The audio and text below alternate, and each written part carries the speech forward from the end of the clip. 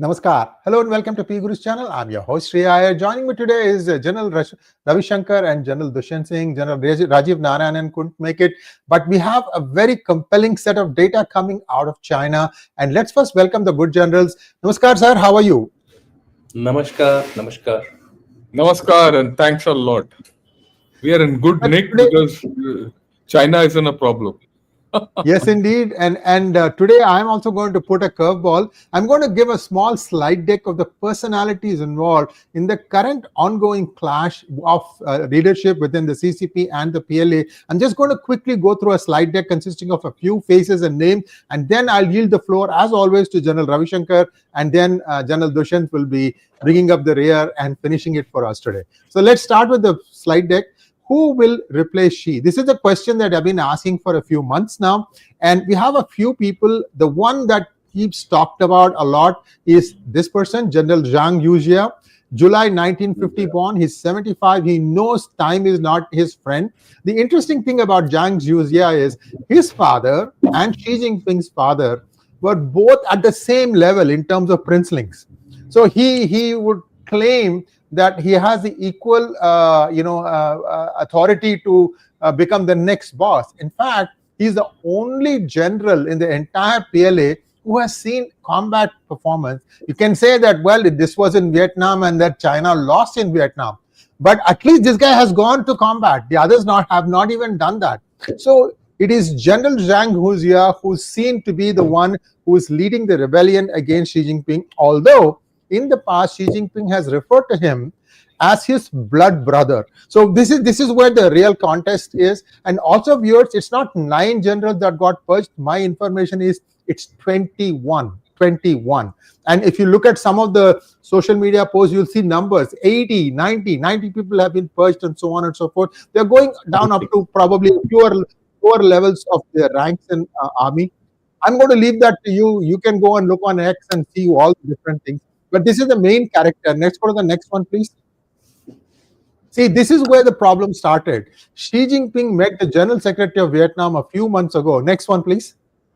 And one noticed that he had done something, he had underwent some sort of a surgery to his brain, because if you look closely behind his right ear, you can see a small place where there was the skin was, the hair was shaved and there was some sort of a mark there. So that tells us that he fell sick sometime in 2024. And after that, all these battles have started. Next one, please. So these are the other generals who are still in the fray, but we don't know where the things are. General Li Yuan, next. Sun Zhengkai. General Fang Fenghui, Qin Minor, Hu Chunhua, and Wang Yang. Wang Yang was rumored to be the person who would succeed because he is more centrist, more along the lines of probably Deng Xiaoping.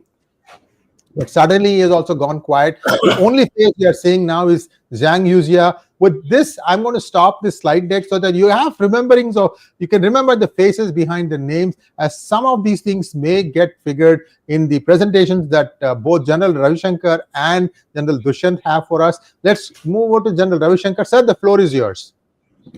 Well, thanks a lot, Sri Iyer ji, and thanks for putting all these personalities in place.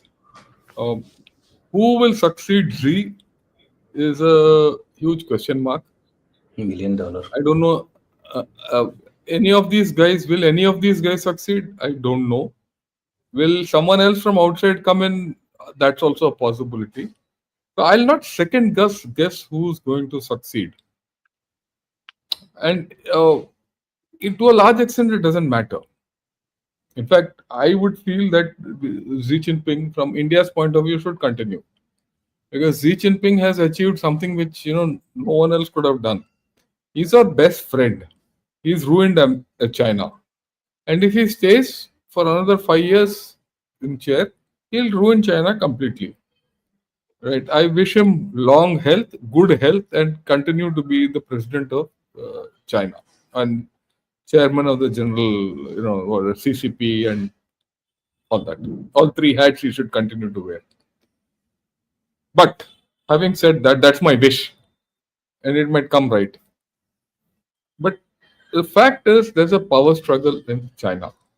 And that power struggle stems from the fact that, like you pointed out, during the last plenary, which happened in July last year, Xi Jinping fell ill, and he probably had went through some kind of a surgery, like what you were saying when he met that. It came out when he met the secretary of Vietnam and all that. So ever since then, there is a talk of, there's a struggle within the Communist Party to check out Xi Jinping and get another guy in. A lot of factions have come in. Zhang Youxia is, in the news. But let me put certain things in perspective. Zhang Youxia is in the news for purging the PLA. There's no doubt. There are two theories that Zhang Youxia, being the blood brother of Xi Jinping, is doing it on behalf of Xi Jinping. The other is Zhang Youxia is disillusioned with Xi Jinping, so he is doing all this and he's pushing out all the guys who are Xi Jinping's loyalists. Which is true out of this, we don't know. But what is true is, out of the 7 members of the CMC, 3 have been sacked and 1 is dead. That there's no doubt. So who is left standing is 4. 4 is Xi Jinping, Zhang Youxia, and 2 others. We'll talk of that a little in a couple of minutes. And the total number of generals who've been sacked under Xi Jinping's rule, I'll give the figures, are 24 full generals, 30 lieutenant generals, and the rest 75 odd are major generals. Now, such a purge has never happened in Chinese history, not even during Mao's time. Now, if you see these purges, they're in 2 batches. The first batch till about 2013, 14, 15, somewhere around that time, is one half of the story. And the others have started after the COVID. Post-COVID, 3-4 years, there's a mass purge. And this time, high heads are rolling. At that time, Major Generals, it was across the board. This time, the guys who are being purged are the top chaps. It includes the Eastern Army Commander, Theatre Commander. It includes all commanders of the PLA rocket forces have been sacked. And that rocket force has been in existence for 4 years and all 4 are sacked.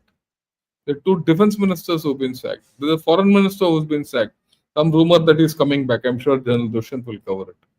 So there is a whole lot of, hulchal going on within PLA. Add to that, there are some mishaps which have happened in PLA. A DF-17 going in the wrong direction, a submarine sinking midway, then a lot of procurement issues and all that, and especially in the PLA-RF. And the PLA-RF was supposed to be the kingpin or the trump, ace of spades of Xi Jinping. And all 4, in 10 years, all 4 commanders of the PLA-RF have been sacked. That's important. Then the Southern Theatre Commander at one point of time, who was supposed to be in charge of Taiwan operations, he's been sacked. Why is this going on? The guys who have sacked recently, He Widong and Guy, who was the second vice chairman of the CMC, who came up along with Xi Jinping, is supposed to be heading a gang of all 31 army. And, they were all serving together. Now those chaps have come up and they've been sacked. And they're all canned. In fact, He Widong is dead. Now, that leaves Zhang Youxia standing. Again, the question is, did Zhang Youxia purge these chaps at the behest of Xi Jinping? Or he's done it so that all Xi Jinping's legs are cut? This is the PLA story. And the PLA is shaken up completely. Let's have no doubts about it. In our country, if one major general gets, not even if a brigadier or a colonel gets sacked the way these people are sacked, it will make national headlines. Shekhar Gupta and his print will be, a buzz. So it will put the government at jeopardy. but not there. Everything else is happening in a different thing. So it's something. The second thing is that the Chinese economy has struggled, and their narratives have changed. Everyone talks of China doing well and all, but the narratives, if you see, have changed. Today's narrative is different. We'll talk of that. Now, in this, for the past 1 year, it's come out there are two factions: Hu Jintao's faction and Xi Jinping's faction. And with Zhang Youxia saying, I don't want to become the kingpin, but I want China to have the good best. For what reason? I mean, all that. It could be because they would have convinced Xi Jinping, look, partner, you're too old, you had a stroke, you don't have good health, you go. Right? We'll take care of it. So there's this guy, Hu Jintao, who's got Wang Yang into the play. Wang Yang initially was supposed to be the guy who was to take over from Xi Jinping. But he, I believe, backed out. Then the next guy is that Hu Chunhua, who was supposed to be the prime minister when Li Qiang died. But he was shunted out by Xi Jinping. The rumor is that he's going to come back. We don't know. But one thing for sure, power struggles within Beijing are endemic. But they don't always result in regime change. It's not easy in the Communist Party to do regime change. One. Number two, Xi Jinping is no slouch. A chap who has put a hell of a lot of guys in under a purge. Over 1 million people have been purged in all walks of life. He's not a fool. He'll purge 2-3 more and get people killed. It doesn't matter. So to underestimate Xi Jinping is also a mistake. Yes, there will be a struggle as to who will replace Xi Jinping. That's the open-ended question. But Xi Jinping has already written his history for being the emperor for life. Incidentally, 2-3 years back, a history was written. So he's not going to give up. Plus that Politburo Standing Committee, which is the core of CCP power, they're all with him. They've not gone away anywhere. So it's a diffuse kind of a situation. It isn't this diffuse kind of a situation that this fourth plenary has happened. Last year, July, the third plenary happened. When the third plenary happened, Xi Jinping fell ill, and that was supposed to be about economic conditions in Yewo, all that. This year, the plenary was supposed to be about the 5-year plan which was to roll out. It went on for 4 days. No news came out about what is happening. But suddenly today in the evening, when the 4 days was over, a few snippets have come out. And tomorrow, the CCP at 10 o'clock China time, Beijing time, they're going to hold a conference where we'll get some idea as to what has happened. So that is what the story so far. But what has come out tells you a lot. Right? I'll spend 5 minutes more, and can I have the slide deck, please? Right? Yeah. Yeah. Right. Now, they've spoken of raging storms. They're looking ahead. Now, as per the thing in the Xinhua today evening, it has come out that Beijing has pledged to make notable progress in high-quality development, subsequently improve its capacity for technological self-reliance and innovation in the next 5 years. China will make new breakthroughs in further deepening reforms across the board while continuing to improve people's living standards according to a Thursday communique outlining talk, tuk, and all that. Then we must have the courage to face major tests and high winds and rough waves and raging storms, all that. Focusing on doing our work well and write new chapter in sustaining economic growth. There's nothing. It tells you nothing. Anyway, next. Okay. Yeah, next please. Oh, I have it. Okay, sorry. Now, what is clear is this chap Zhang Zemin is appointed now in place of He Weidong as the vice chair of Central Military Commission.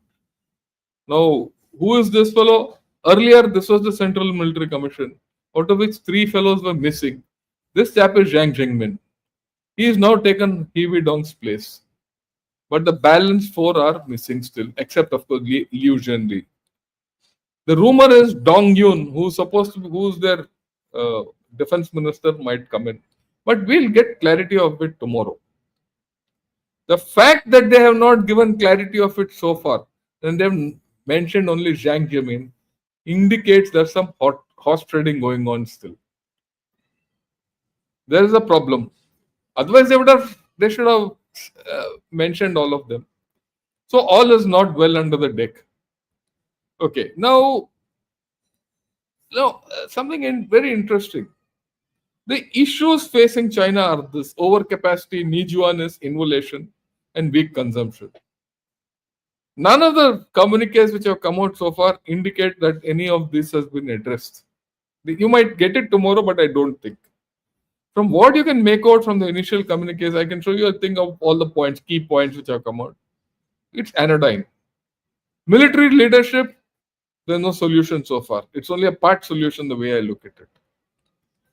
Xi's replacement, like you rightly said, who knows? Will Xi continue? There are scenarios which say Xi might continue after the next session. The next one is in 27. The 21st Party Congress is in 27. It doesn't appear Xi is going to give up power easily.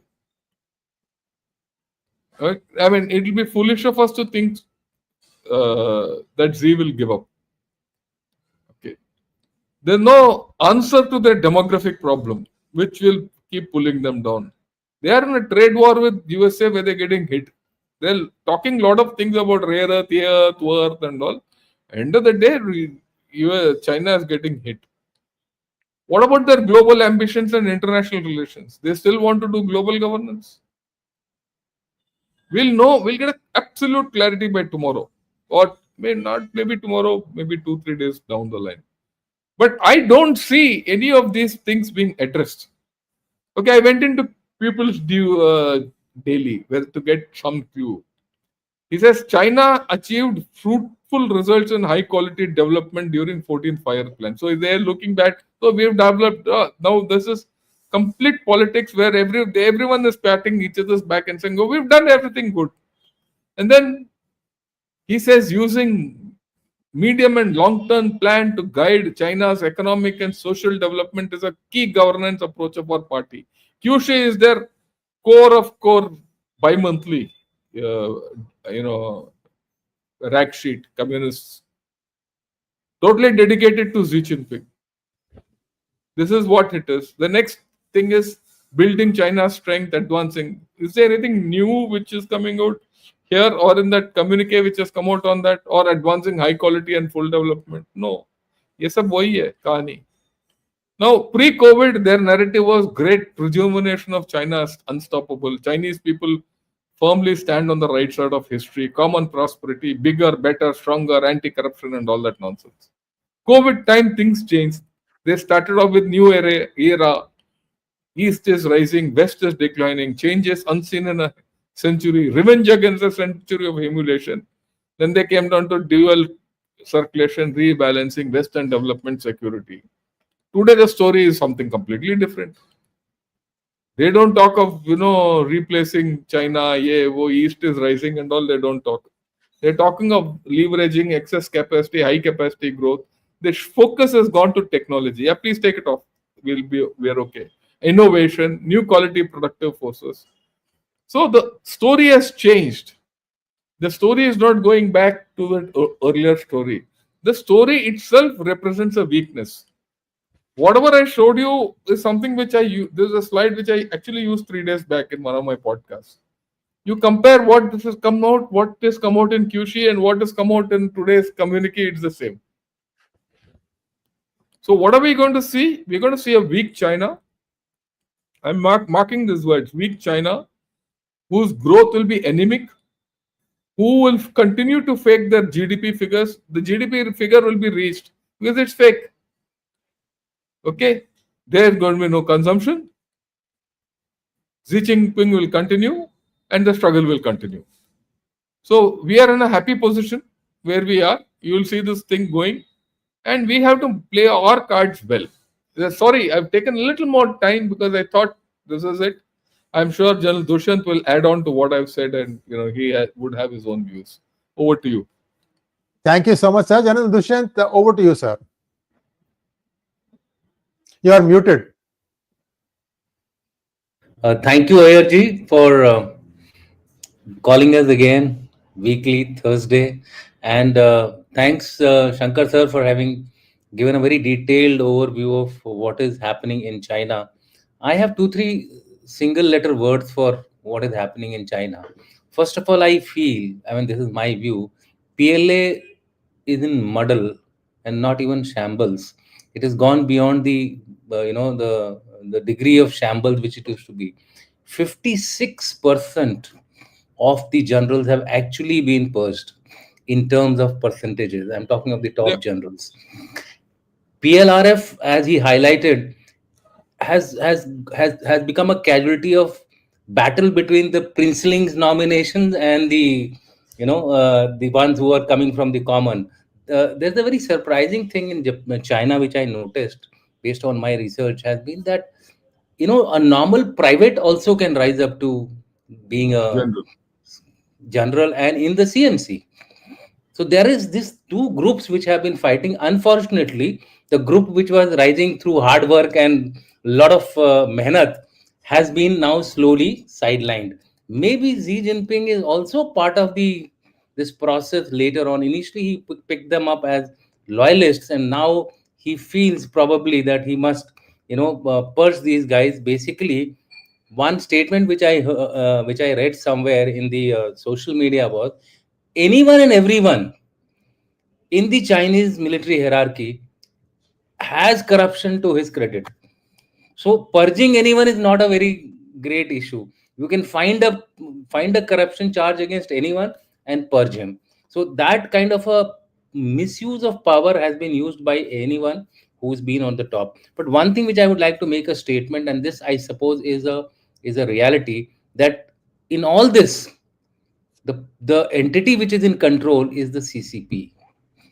Till the time CCP is there, I don't think China will have a very, very drastic regime change. There'll be a regime change, but it will be probably over a period of time. In fact, there are people who are saying that Yuxia is actually overseeing this gradual change. He's not going to be the change.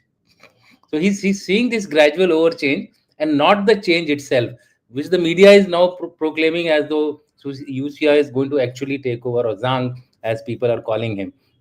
So with that, I will quickly go over a slide deck without wasting more time because a lot of things are on the repeat. So I made a summary of first thing as a consequence of the allegation of corruption, incompetence, lack of preparation for the Taiwan contingency, or simply on account of power struggle between Xi and Zhang Zhua. A mind-boggling 56% I've already highlighted. The commanders of all theater commands, less the Southern Theatre are under investigation to include commanders of the critical Eastern, Western, and Central Theatre Command. Theaterization with Chinese characteristics. See, this is something which we have to look at it. No service except the Air Force and the Information Support System have permanent incumbents. All prospective candidates in other services, Army, Navy, and the Armed Police and the Rocket Force are under investigation. So what has happened? There is an environment as everybody's become overcautious. Nobody's actually wanting to take any risk whatsoever. And the figure, the exact number of figures General Shankar has already given, so I don't want to touch on them. So who are the key players? This is again information gathered from the social media. Xi Jinping, it has already been highlighted, but there is also a counter narrative which is going on where Xi Jinping is fighting tooth and nail. It's not that he's given it up. He is making this whole fourth plenary session as an agenda of 5-year plan, whereas there is another group which is trying to put it as an agenda of purging and cleansing the PLA. So I think these two narratives are being built, and that is the reason why you are not finding anything coming out of the fourth plenary. Otherwise, in the past, you would have seen, news used to start trickling right from the day one. This Yeah. time round, there has been a, it's like an iron curtain which has been brought over the plenary session. Maybe tomorrow, as General Shankar is saying, things may become little bit more clear. Zhang. Now, if you look at Zhang probably is heading the princely gang, and he is slowly and steadily making the PLRF now go back to the princeling commands. earlier all the commanders of PLRF have been 31 army, uh, as Gen Shankar has highlighted. Second thing which he has done, and this is done by Zhang, is that he has deployed the 82nd Group Army. That is a fear.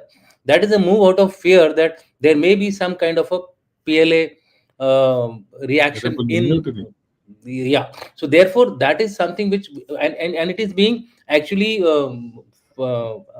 manned and commanded by loyalists who are loyalists to the political party, in the sense CCP. So therefore, I think that's a preventive measure which has been taken. As far as the elders are concerned, I think they are the ones who are pulling the string now. Hu Jintao and Wen Jiabao both have combined together. Whether it is being done for revenge, or whether it is being done by done for the CCP to save the CCP, we don't know exactly. But I would say it's a mix of both. They are taking. I mean, you would have seen how Hu Jintao was unceremoniously taken out of the last meeting, etc. Then He, Weidong, and Miao, they were all the generals of the 31st Army, and they have been actually sidelined. We don't know; they may not be even alive. Another factor which is coming in, where we feel that the party is probably getting a better of Xi Jinping, is that old faces are reappearing. Qin Gang, who was the foreign minister who had disappeared, was seen in China in a theater. Now, being seen in public, that is something really a breaking news, if you really want to see. So therefore, there may be some plans cooking up where you might find the old guard now coming back and playing, as John Shankar has also highlighted. This piece of information I picked up from Chusun.com, the news channel on news website of China. If you So therefore, the indicators for Xi Jinping's eroding control, these are, quickly I'll go: limited visibility in 2025, whether it was the health, whether it was due to the combined pressure of the elders, I don't know.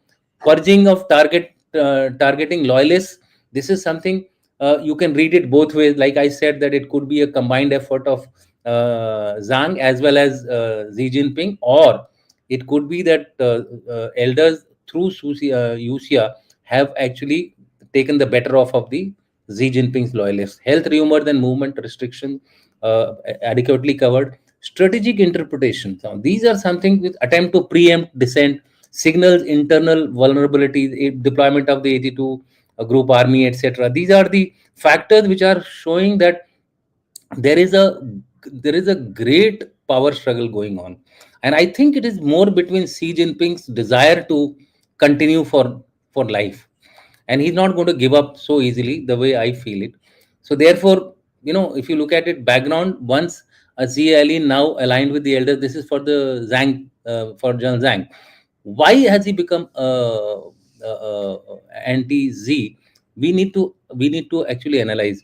See, Zhang was brought in by Z personally for overlooking Taiwan contingency. I mean, getting the Taiwan contingency going, because he was the only general available who had fought a war in Vietnam. They knew that he's an old guy, so therefore he will not be a threat. Keeping all these conditions in mind, he was brought in as a vice chairman, and he was supposed to overlook at the affecting the Taiwan contingency, which has failed. I believe a number of rockets of PLRF have actually failed on ground in their tests. So this is something of a great worry to the CCP as well as the Chinese, including Xi. So maybe Wen Jiabao, Hu Jintao have prevailed over Youxia to take unilateral action. And if Xi Jinping is not in a healthy condition, he would have been told, partner, keep quiet, let us clean up the system, and let us rebuild the PLA for further, to actually achieve the aims for which we are aiming for. Therefore, what I'm trying to say is that it to me it looks like Hu Jintao and Wen Jiabao are pulling the strings. UCI is just the face, and CCP is backing them. So this is a big reading as far as I am concerned. I don't think UCI on his own would have been able to do all this unless he had the backing of bulk of the Politburo and the elders. And that is what is troubling Xi Jinping. So finally, I would say that realignments and tactical implications are there. Purge figures, units in 82 units in play, 82nd Army, Beijing garrison. Beijing garrison, it's something like Islamabad mein 112 Brigade, if you all have heard of it. Yeah. Islamabad Coup brigade. they have increased the numbers now, just to ensure that there is no one rising against the military. Fragmentation of command, loyalist shifts within PLA, potential for an internal standoff.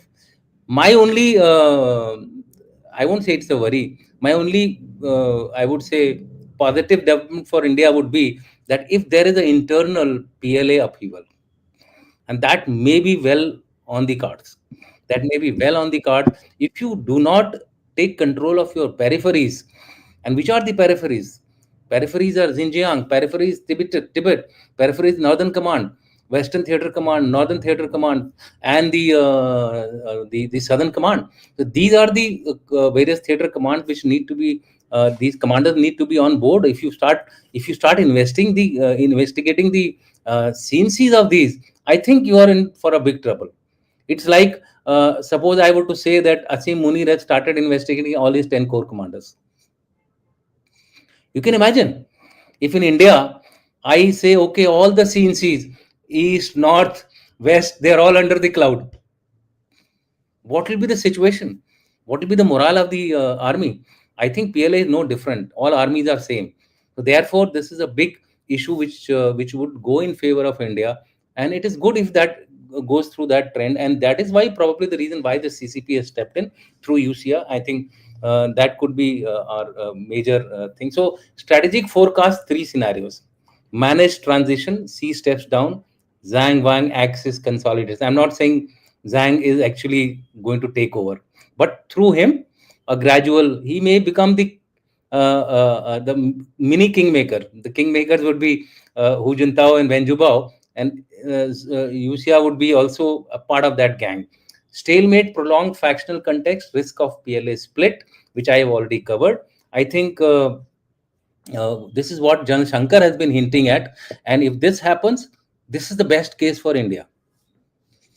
If you look at the Indian scenario, hard crackdown, Z resorts to control via emergency power. This is a dangerous situation for us. Then it will be something like Pakistan, where another Galwan, another flashpoint, something like that might happen along our borders. So we need to be careful of this, and therefore our intelligence over the northern theater, I mean our northern theater and their western theater, has to be perfect. If we do not do that, we may be again surprised. And I think this is the biggest takeaway from this power struggle which is going on. This is the worst case scenario for them, but it is also a worst case scenario for us. And therefore, we need to be cognizant of this. So my recommendation, finally, I'll close with this, is that border posture PLA cohesion affects LAC readiness, right? Policy signals leadership flux may delay or accelerate provocations, which I just covered. Opportunity, diplomatic engagement with non-C factions.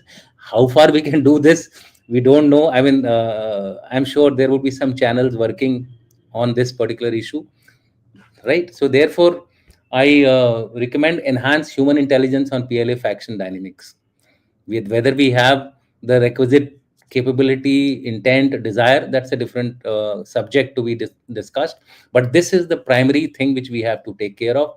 Monitor elite media and elder movements. With Jan Shankar, I think is the best person who's doing all this monitoring of the media in China. It's a must for us, and that's how we will get the forewarnings for any kind of untoward thing. Prepare contingencies for sudden leadership transition. This could also happen. Engage rationally to exploit CCP distraction. And finally, you can take off the slide deck. Finally, what I feel is, let's wait for the outcome tomorrow, what comes out of it. My sense, my gut feeling is it will be a wishy-washy kind of a statement which will come out, where neither there'll be a clarity on the military leadership changes, nor there would be a clarity on the 5-year plan which Xi Jinping is trying to fix. One of the commentators on the X has said Xi Jinping still holds the pen, holds the hilt of the knife. So therefore, there are factors which are working, which are being, I would say, driven in China to ensure that Xi Jinping continues to enjoy popularity. There is a tweet which says 98.9 million people have been lifted from poverty. 700 million people have been brought into the middle income group from 250. 700 million people have been brought into the middle income group. There has been what do you call this one more factor which they have given. So overall, what they are trying to say is that he has been the growth story of China, and therefore he is a must for China's survival. So these kind of narratives are going on in the media of in the Chinese media and the Western media also. There are Western groups also which are propagating pro-China, pro-Xi and pro-Zhang narratives. So it is very difficult for us to read as to who is going to come into power. So muddle, waters are murky. We have to have a SAR. We call them. There is a imagery which is called SAR imagery, which looks through the foliage and the water and tries to see what is behind it. So somebody with that kind of a imagery has to see what is going to happen in China, and I think there are people already doing this. So with that, I'll stop here. Thank you so much, sir. Before I revert back to One General minute. yeah, go I ahead. just want to highlight one thing. What General Dushyant said. He spoke of the pen, the knife, all that. In China they say there are four things: the pen, the knife, the blood, and the gun. The pen is the media. The knife is their intelligence apparatus and internal security apparatus. The blood is the princelings, the lineage, and fourth gun is the PLA. Gun is What the he PLA. brought out PLA, very important. Xi has control over three of them: the pen, the knife, the blood. And the gun also to some extent. So the gun is the one which is under contention. Okay. Yes, to some extent, I said. Yeah, to some extent. So the thing is, to think that Xi Jinping is not in control would be a mistake. To think that all is well with Xi Jinping is also a mistake. It's also a mistake. Okay, so it's Now, sorry, I thought that needed a little clarification. Yeah. Thank you so much, sir. What I know, Qin Gang, the deposed foreign minister, made a reappearance at Beijing Music Festival a couple of days ago. Yes. There are pictures of him standing on the dais. So that's what General Dushyant was talking about. Also, viewers, as far as I know, the next round of talks between India and China are to take place on the 25th at Moldo. And Indian delegation is almost all, they're all set to go and talk. And we don't know what is on the agenda. I'm sure the LAC will be one of the main ones. So things are moving on as scheduled. There has been no change in those things. So this is where the clarity is still, awaited. And viewers, I have to tell a couple of things here before we go to the next round, because this is very interesting. I don't know how many of you remember my conversations with Elmer Yuan. And Elmer said, see, Elmer is also the son of a princeling. His father had a very early fallout with Mao, and he was banished, and they didn't even know where he was. And his mother was tasked, who had 5 or 6 children, was tasked with running the whole household. They are proper Shanghaiites, and 3 families from the rural China were asked to come and stay with them. This is what Mao used to do to punish people who were not listening to him. And Elmer said, I went mad. He was one of the elder siblings, and they were like 4 kitchens in the same kitchen room. Each family had different. Some of them didn't even speak the same language. Elmer knew Cantonese, which was what was spoken at that point of time, and so he said it was a total mess. And he left for Hong Kong as a child, and he grew up there. That's why when Elmer speaks, it's much easier to understand what he's saying. But one of the interesting things he said was that he knew Xi from the streets of Shanghai.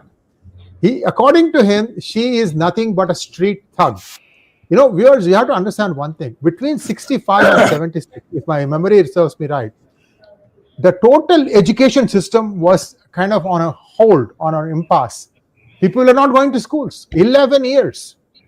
Things started becoming normal only after Mao Zedong departed.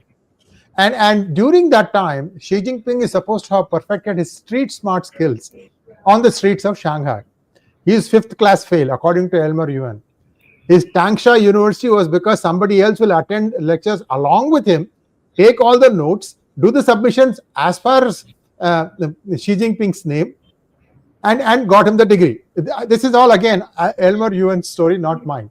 And the other interesting thing is, how did Xi Jinping even become the chairman? Because it is supposed to have been a guy called Bo Xilai. I don't remember the city for which he was the mayor.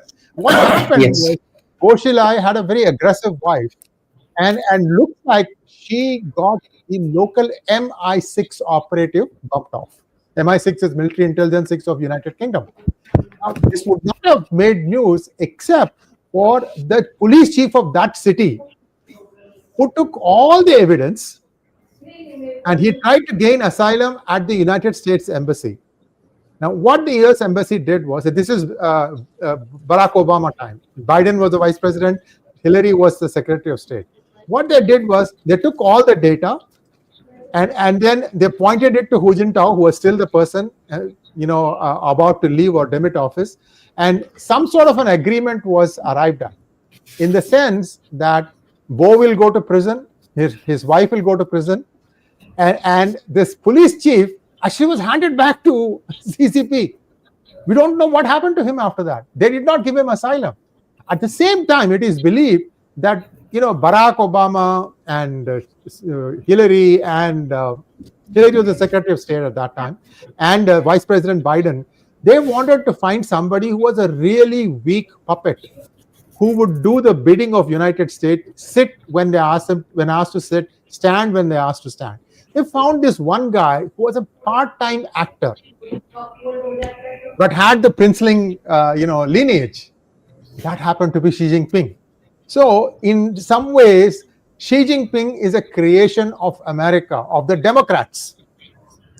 So I just wanted to tell you this story because this is something that Elmer related, and he's much more humorous when he says it. But this is the history behind this fellow, the street thug, very, very street smart. And we don't know how many things he understands when people show him technology. At the same time, he seems to manage to know how to cling on to power. With this, I'm going to stop here. Second round, concluding talk, maybe 2-3 minutes each. General Ravi Shankar, over to you, sir. Yeah, thanks a lot, sir. We've focused a lot on military. Military because it could lead to a power change. Like I said in the beginning, the chances of a power change from the beginning were very low in this. The bigger problem affecting them is their economy, which is spluttering. They don't have there's no solution. Their economy is hemorrhaging. They're just producing goods. There's no one to buy those goods. And they're dumping it on the world. The world doesn't want it. Tomorrow, if you open your markets, everything China will come here and you will be forced to buy it. If you are forced to buy it, your factories will go out. Atmanirbharta will become Chinese Nirbharta. In which case, there's a reality. In which case, Mr. Modi will have to say thank you. He will be voted out of power. See, the cost for allowing Chinese to sell items here is this. So why will Mr. Modi do it? Similarly, why will anyone else in his country do it? Some countries have no other choice, so they will do. They are indebted, all that. But not beyond a point. So if that doesn't happen, already their wages are low.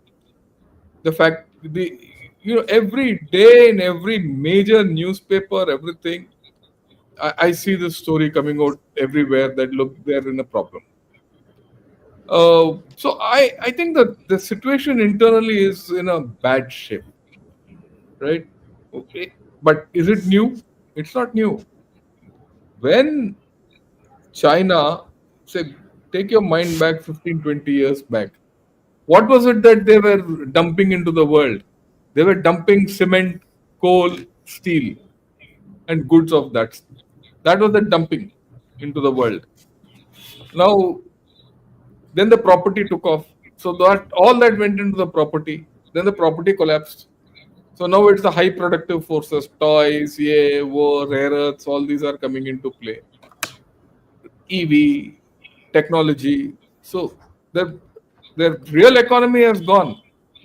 There's one fundamental fact why the real economy will not survive. That is because the Chinese don't have money left. I always keep saying China is a rich state with poor people, and those people are becoming poorer. One. Number two, the number of people are getting lesser.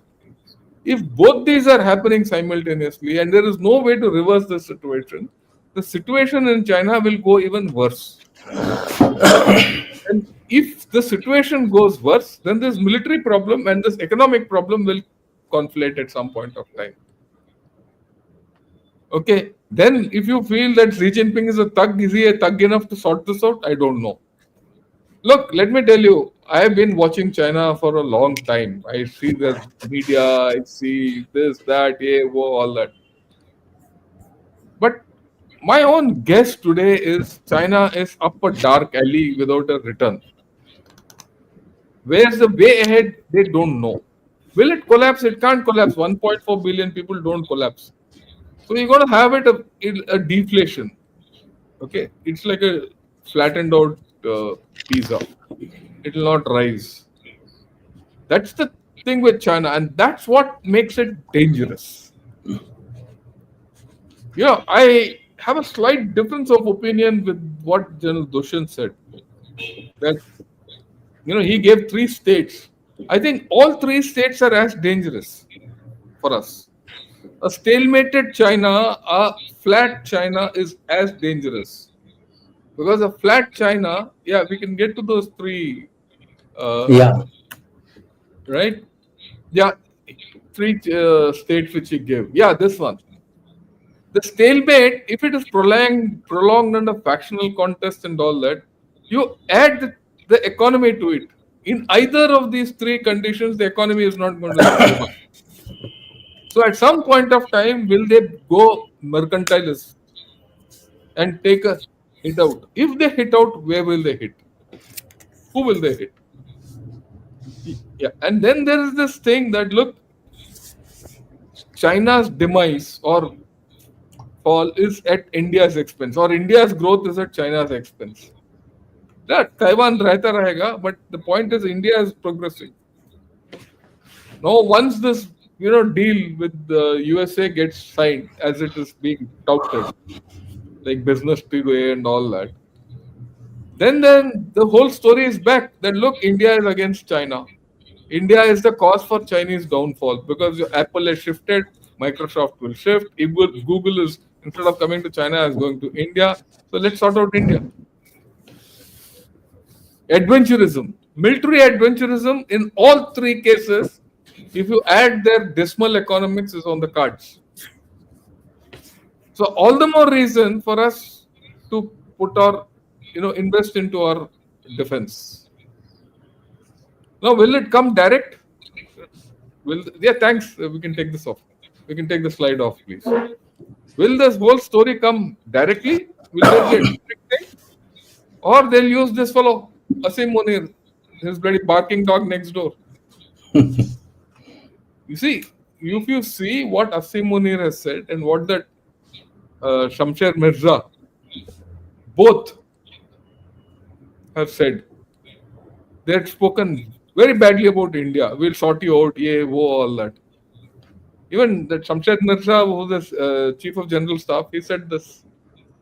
Yeah. So we have to be careful. And yet, look, let's be very clear in this.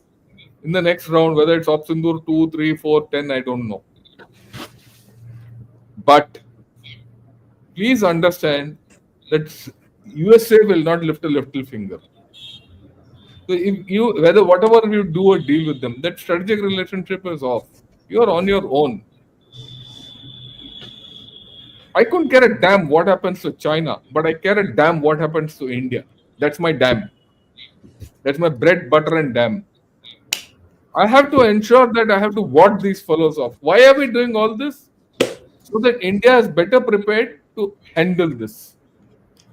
Maybe one of these days we'll see how to handle this militarily.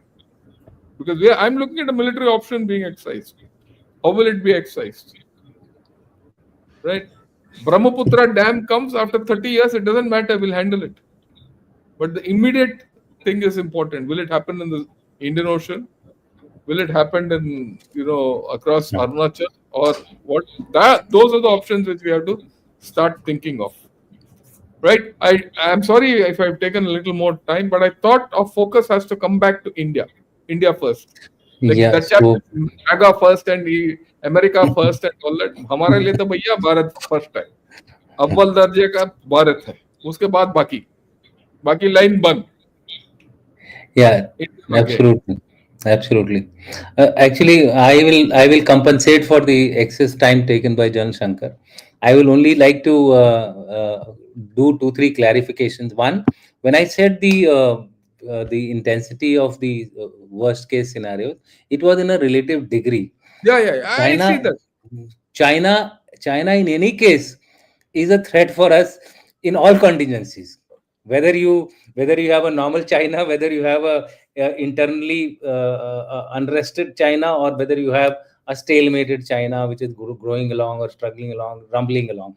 Either of the cases, my only point is that the nationalism is something which might rise higher in a internally unstable China, which we need to watch more carefully. And that is why I said that the 2-3 scenarios, the second and third scenarios, are something which we need to watch out more carefully. That was the point number one. Point number two is, looking ahead, I have a feeling that there is some kind of a darkness. Jan Shankar said Ali. I am saying there is some kind of a darkness as far as China's road ahead is concerned.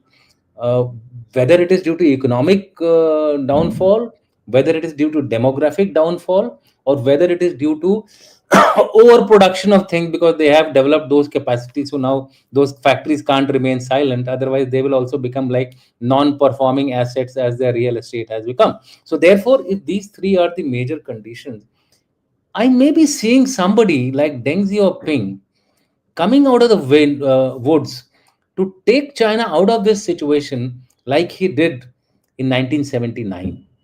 I think something like that will happen within a nation which has got 140 odd billion people, which is a huge 1.4 billion people, which is a huge strength. And demographies definitely have a way of throwing up people who come out suddenly from nowhere. I mean, if you look at India itself, nobody would have thought that Modi will become a prime minister till he was nominated in 2014. And that happened because there was a cadre based party. And moment the cadre based party throws up somebody, there is this machinery which kicks in to make him what he is. So that is something which we need to keep watch on. Maybe that kind of a thing might happen in the future.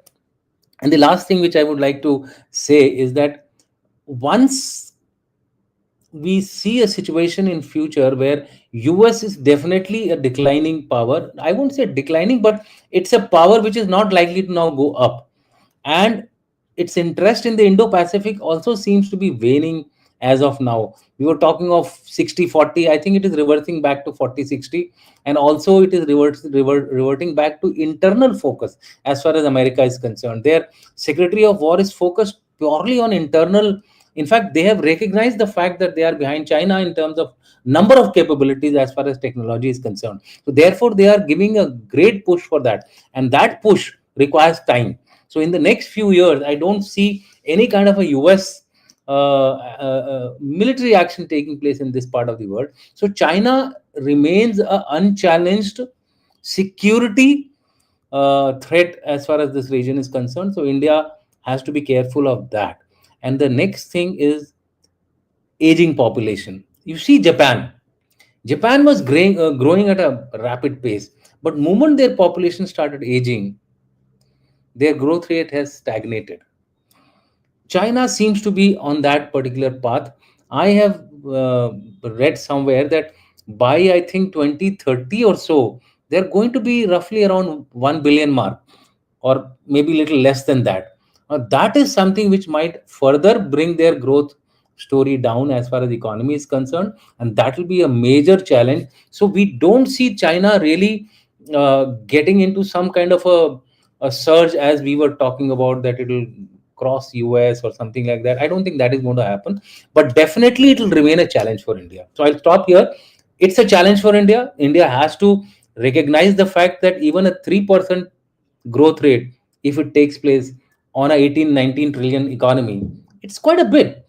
If you convert it in terms of volume, don't take it in terms of percentages, but if you take it in terms of volume, I mean in terms of real value, it's quite a bit.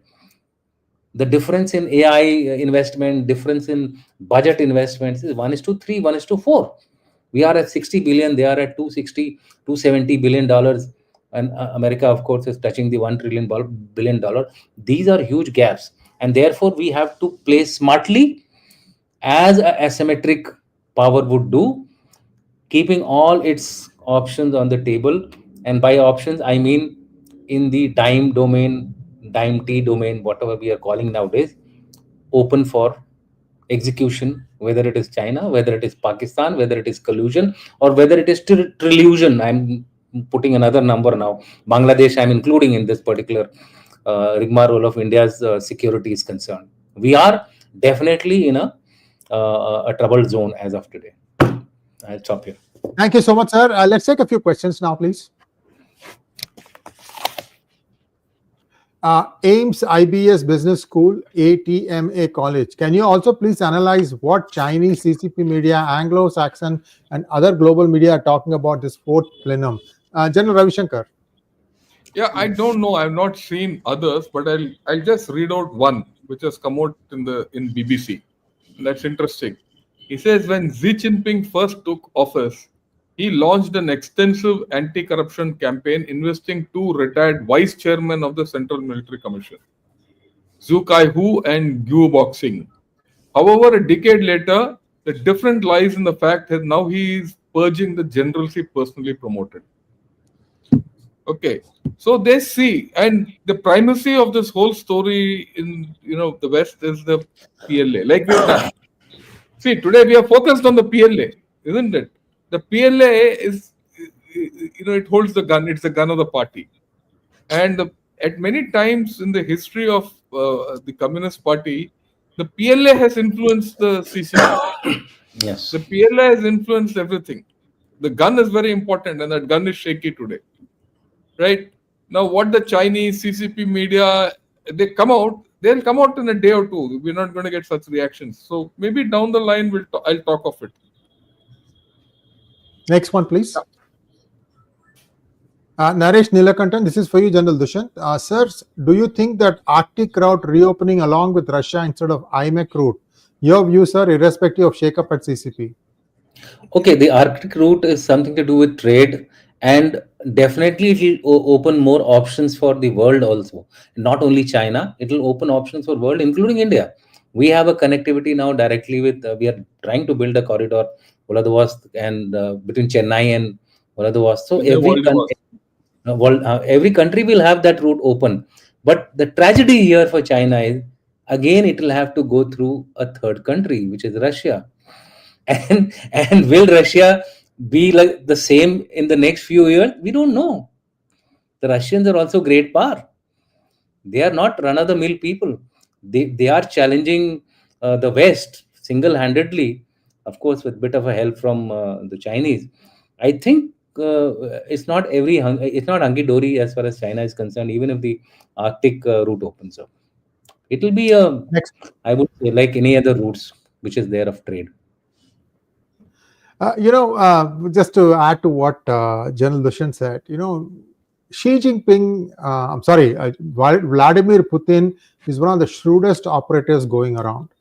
When he started the war with Ukraine, he realized that the manufacturing capacity of Russia was still World War II. So what he did was he had China come and upgrade all their manufacturing, especially in armed forces manufacturing. Within a few months, suddenly they had all the weaponry they needed. Of course, metals probably were also supplied by China.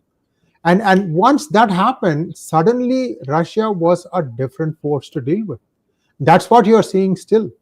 And I mean, he's able to somehow straddle all these pressures and be responsible. He's making sure that there are no false flag operations. It's the NATO that creates it and then tries to pass it off as a Russian offense, because under some pretext or the other, they want to enter into war for different reasons. I've talked about this in various monologues. So if it was not for a steady hand like Putin, God knows where the world will be today. Just wanted to give that, it might feel like a left-handed compliment. I'm nobody. I'm just telling you that Putin has come across as a very, very balanced and shrewd player. And I mean, even Trump is not sure what he's going to say or do. That is where things are today. Let's go to the next question, please. Next question, please. General Shankar, do you think making military equipment of foreign origin in India with 10 to 15% indigenous content worth investments? See, that's something which we are doing, not 10 to 15%. Our rule is about 30%, right? But that's the way to get people here in technologies which you don't have, to joint ventures. It's not exactly that, it's just that they get coming. Invariably, they come through joint ventures.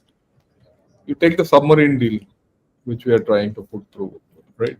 The government has identified 4 submarine builders globally and 3 or 4 people locally, and they're making a mix and match, and who'll put how much into the kitty. So it is not something that, the government policy is not 10 to 15%. That's not. We are maximizing it. And big cases are taken case by case, and in detail it is decided, nuts and bolts down.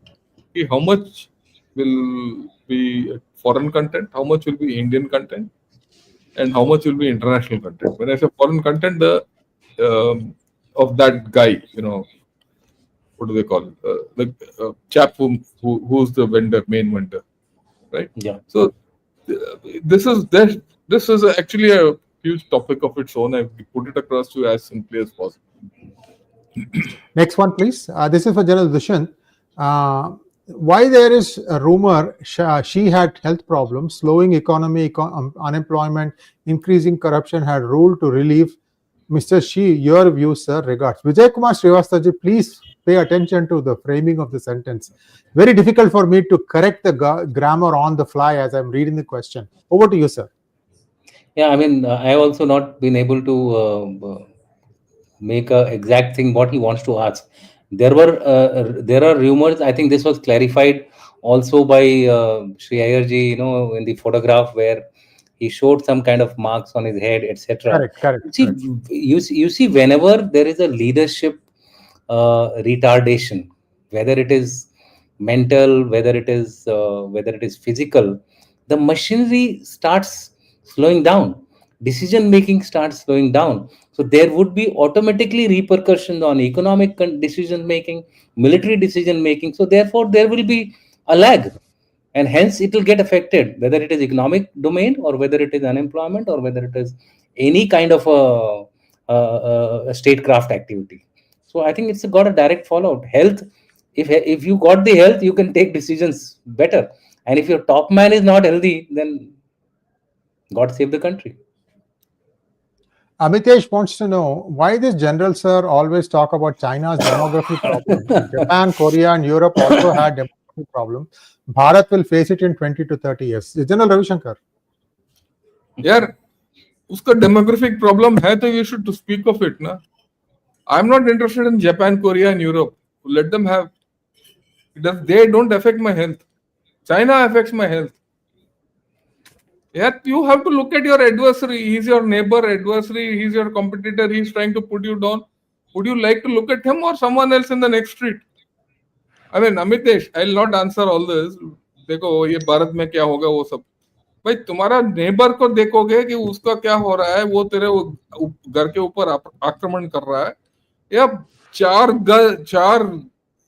there are 4 streets away something is going on, you'll look at that. It's a matter of priority. Amitesh, I suggest, I've been answering such questions of yours ever since. We've known each other so long. I think you should start looking realistically in life. Yeah. Next one, please. Apramaya wants to know, sir, India's Air Force ranked higher than China has led to the sharp criticism in Chinese media. Your opinion on this? General Dushyant. I think if it has been ranked higher than China, we should be happy about it. And obviously, any country which has been put down will criticize will criticize a figure Yeah. like this. So let's bask in the glory. Actually, many people are now coming out. So go ahead, sir. Go ahead, sir. The reason you have to understand why it is ranked lower is the Chinese military or the Quality. Chinese Air Force quality is poor. Yeah. Their generals are getting sacked. After all, it is their generals. We've just said 127 generals are sacked. How will it be good? And not all Chinese airplanes are 6th, 7th generation which they talk of. It's all big talk. They can't operate in Tibet. You can't put the Chinese aircraft in Tibet. Yeah, Tibet has got only 4 airfields. People say infrastructure is increasing, helipads are increasing, this is increasing, that is increasing. At the end of the day, only 4 runways. They might have 2 runways on it. So what if? At the end of the day, they're still at 4,000 plus. And then when at a height of 4,000 plus, it can either go without any armament, full load, or it can go with half armament, half endurance, or no endurance, full armament. There's a huge problem in that. And in summers, that will be even lesser. Those of us who have operated in Leh will know in around 10, 11 o'clock in the daytime in Leh, a IL-76 cannot take off on its own. We stop. You should We see. stop flying. We stop flying after 12. 12. You don't have to do that in tomorrow's war if it's in summer. China can't fly also. You will keep flying from all over the countryside. Adampur से लेकर बरेली तक और east तक तुम करते रहोगे. He can't fly. Then you want him to be higher than you. Guys have to understand this story. Why Indian Air Force is ranked higher. And we have fought. We have gone through operations. उसका क्या है? चलो आगे. Next one, please. Geetanjali Rajaram wants to know, why do you feel using emergency powers by bringing the fight only to our borders? Will Xi try not to show his might by taking on Taiwan? General Dushyant. You see, as of now, a country which is facing such kind of an internal upheaval, where will it go? Will it go to a front where there is a superpower lurking in the background, or it will go to a place where there are unlikely to be any external support coming on that front? So India, from that point of view, will be little less advantage, little more advantage as far as Xi Jinping is concerned, in case if there is an upheaval inside that country. So that's a common logic. So he would try, and I'm not saying he'll go for a full-fledged war. He doesn't have to. He doesn't have to. He has to just create that situation within internal dynamics so that the people are galvanized again. Xi Jinping's ratings were 92%. Who gave this who gave this ratings? I don't know. But what I'm trying to say is that there are ways and means of generating. Today's world is information warfare, right? So information warfare is both internal and external. Don't forget that internal warfare is only external.